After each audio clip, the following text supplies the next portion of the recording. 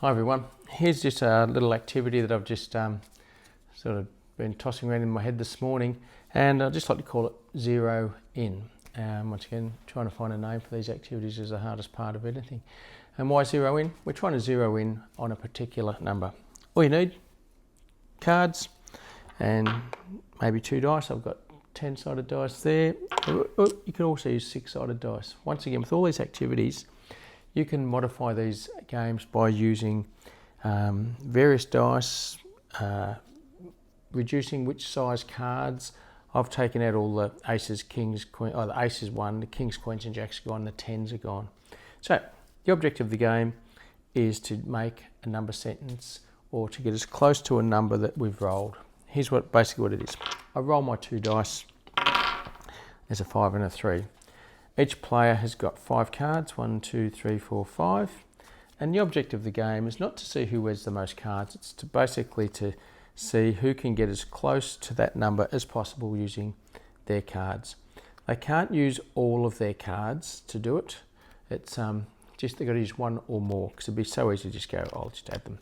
They can use the operations, they could, so if I said 5 and a 3, I'm going to go for 53. If I've got a 5 and a 3, I could just go, 53. It's up to you. Different rules for different schools. So 53, what could I do? I could say, let me see. I might say 42 plus 8. There we go. I'm going to use the 4, the 2 and the 8. And I'm going to say 42 plus 8. Well, it's 50. It's pretty close. It doesn't have to be just below 53. It can be just above 53, where it's distance away from that number. So I'm saying 42 plus 8 is 53. Is 50, but it's close to 53. If I'm the closest to that number, I get 1 point. Someone else in the group might be the same distance away. They might be 3 more or 3 less. They get a point too. So we just keep playing. Then we just discard the cards that I used, get 3 more, add them to my pile.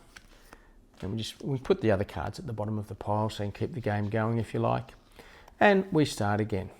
So roll the dice. So I could use 2 6-sided dice. So the biggest number I'm going to make there is going to be 66. You might even just use 1 dice. I might say, okay, 9. Oh, how can I make 9 out of these ones? Well, I know I could use that number, but can I use 2 other cards to make 9? You know, we're trying to develop more flexible ways of creating numbers and describing numbers. So, use different dice, different cards. You could take all the big cards out, take out the 9s, 7s, but then you run the risk of not developing the building of number sentences and things using those numbers. So it's called Zero In, and we just keep playing and so you can get the most points. But once again, the emphasis is not on who wins, it's the emphasis is on what you do in the game. So here's what it looks like on paper. Cheers. Okay, here's what the game could look like, everyone. So here's the deck here. Player 1 being given 5 cards. The other player here has been given 5 cards. They've got dice. And as I said before, you could use just a 6-sided dice to reduce the number range. These ones could make larger numbers. Likewise, you could introduce a 3rd dice for some of the older kids and make 3-digit numbers and really make the challenges come through. Like you could use it with your 5 cards. You could make a 2-digit plus a 2-digit, or a 2-digit take away a 2-digit, or a 3-digit take away a 2-digit, whatever. So as I said, you can modify this game. And I really hope that the kids will see that hey, we could change this game, and that's where the real learning is occurring. So here we go. I'll roll the dice. The group decide, or you could take it in turns, who's going to decide what the number is. Okay, this player is going to decide 35 or 53, and this player has decided the number our target number is 35. So without showing the others their cards, but for our benefit, I'll show you. These are the cards for player 1. A 5, a 3, a 2, a 6 and a 7. You can see those. Player 2, they just work independently. You could set yourself a time limit, say, okay, we've just got a minute to see what you could do. This is testing my brain. So 35.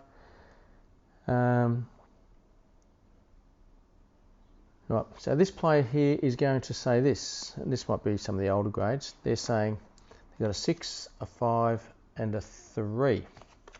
Once again, use one or more cards. You might decide, well, you can't use all of your cards. You might say you've got to use at least 2, maybe 4. You might be thinking, well, why can't you use all 5? Well, maybe you could, but then you pick up 5 cards for the next round. Different rules for different schools. Be creative. So for my rules today, I'm just going to say you've got to use one or more, but you can't use all. This player is going to say this. 6 times 5 is 30. 30 plus 3 is 33. So they're only 2 away. They didn't make 35, but now I look at it, there's a way they could have made 35. We'll come to that. So they're only, just say 33, they're only 2 away. This player is just going to say this. 8 times 4 is 32. So that player was closer, they get a point.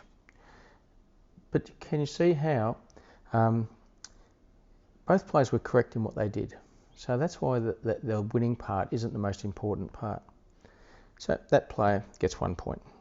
The cards that they use go to the bottom of the deck. And this player gets 2 new cards. And this player gets 3 new cards. Oh, 10 shouldn't be in there. Get rid of that. No, that shouldn't be there. Rule number 1, sort your cards before you make the video clips. And you might have seen before, that player had a 7 and a 5. They could have said 7 times 5 is 35. The other player might pick that out. Hold your tongue there. So, and then you just play again. So once again, you've got your cards disguised. Roll the dice. A 3 and an 8. This player is deciding, are we going to use 38 or 83? And then they can use 2 or more, but not all. And who can get the closest to 38 or 83, whichever number they're going to go for. Discarded cards to the bottom of the deck. So after 10 minutes, who's got the most points? But take away the emphasis from winning to the emphasis to creating correct number sentences and discussing what you've made, or telling each other, oh, you could have gone closer if you used this card or that card, so that rich discussion that can go with it. Modify it any way you can and get the kids to discuss ways, encourage them to do that. So that's how we play Zero In. Hope you enjoy it. Cheers, everyone.